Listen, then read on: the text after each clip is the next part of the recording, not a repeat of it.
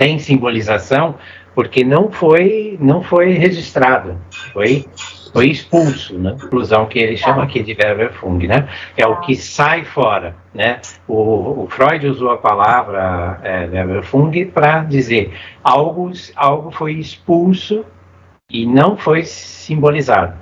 Aonde dói no corpo, né? Que tipo de manifestação ele dá no pensamento ou nos objetos, como no caso da fobia, né?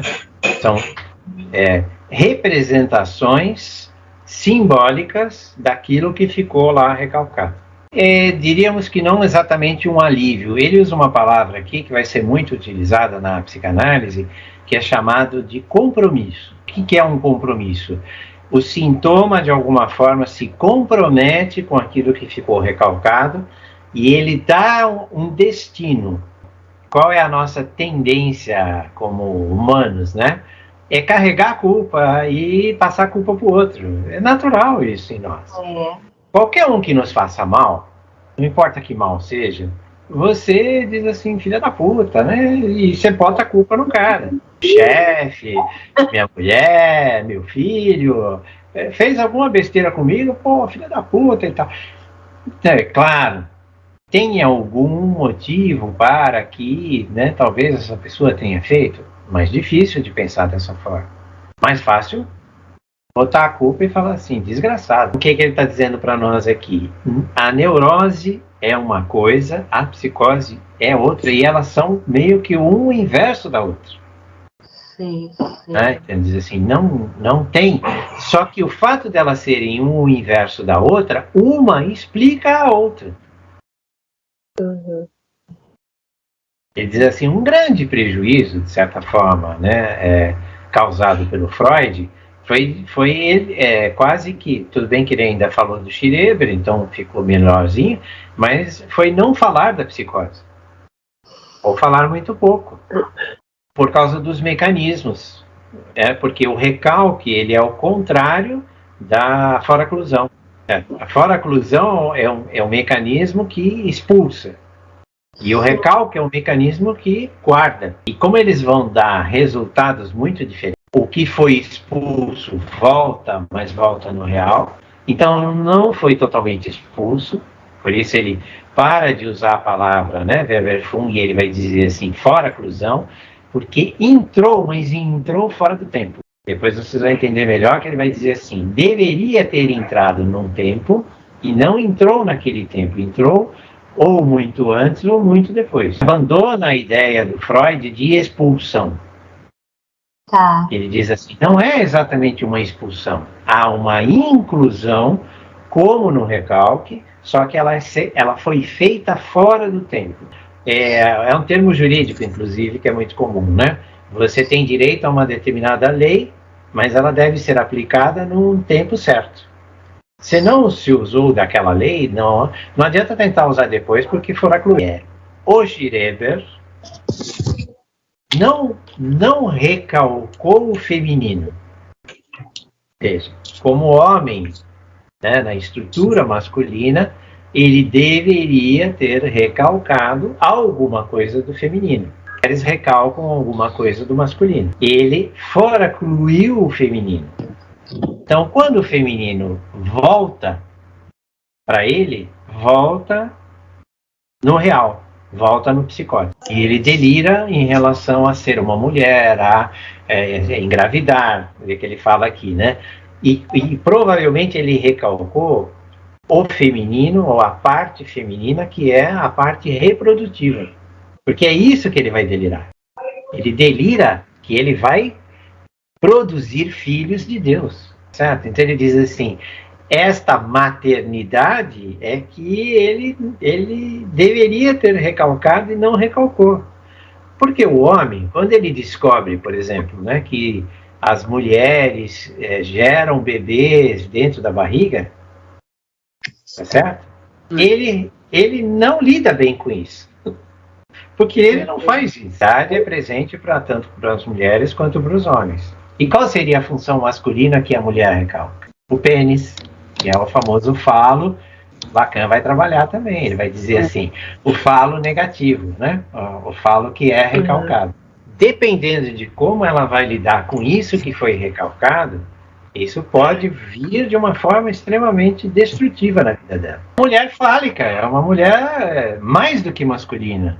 Ela é a grande poderosa e ela não aceita nada de ninguém, não consegue manter relações, né? Não só relações sexuais, mas relações de par, né? Duradouras, que aliás é o que acontece com as mulheres hoje, que são extremamente independentes, são falicizadas. E elas dispensam o macho na maior.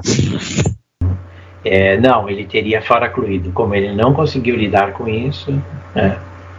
Ele é uma hipótese do Freud, do Lacan, né? Que ele diz que está baseado no que o Freud está afirmando sobre a Verwerfung, né? Que é a expulsão.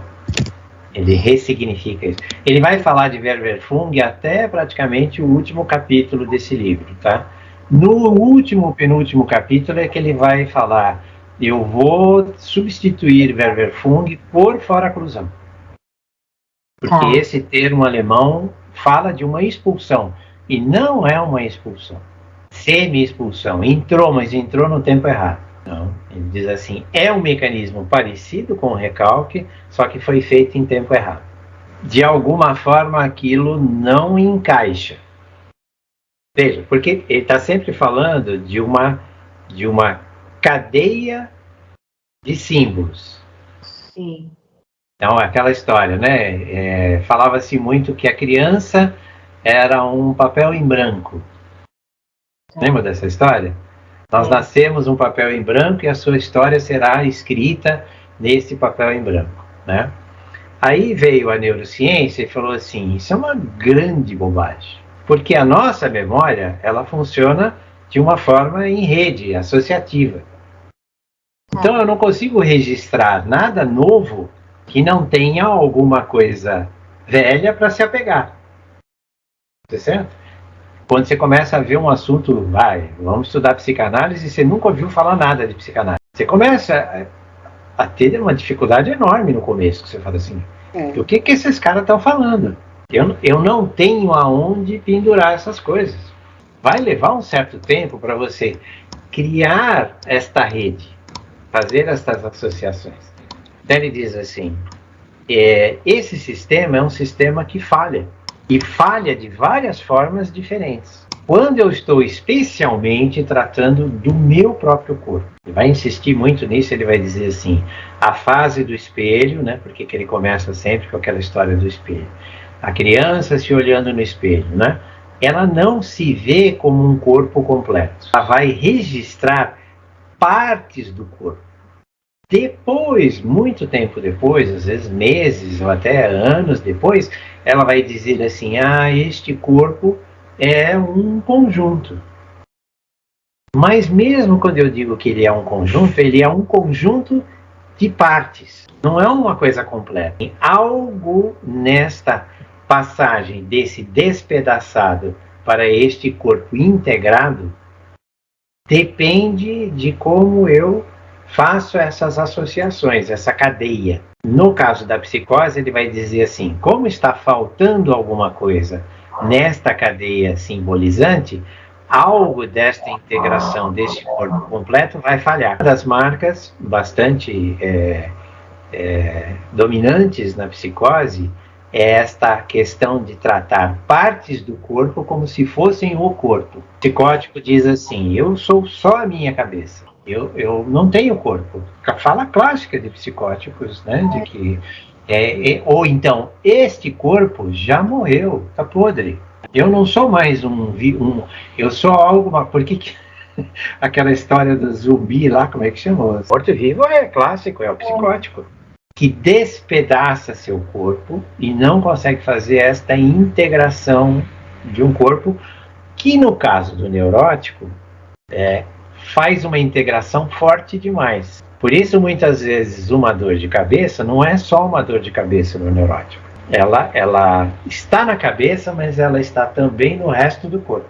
Diz assim, quando eu tenho a dor de cabeça, eu não consigo fazer absolutamente nada, eu não consigo nem pensar direito. Por quê? Assim? Porque eu preciso ficar deitado na cama, paralisado, esperando essa dor de cabeça, né? Toma uma medicação, alguma coisa esperando.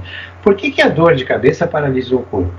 Do corpo. Mas uma das partes muito importantes da nossa psique é a imagem, e aí é o imaginário, do nosso corpo.